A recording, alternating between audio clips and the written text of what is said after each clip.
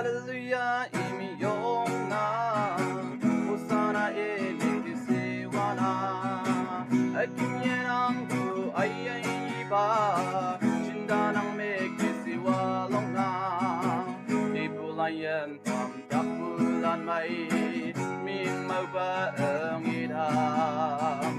Ay bulan kem tom naban bacay Ngon bulan ng ay chowdam Ang ng angan Jesus Christ ate Mayong na Mayong na Mayong na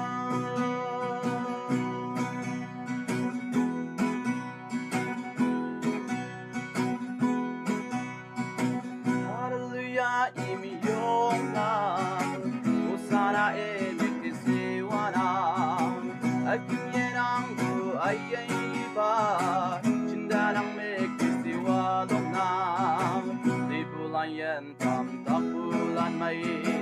Min mau pa ang idam Hai bulan kem tam naban kacay Nguan bulan ng ay chowdam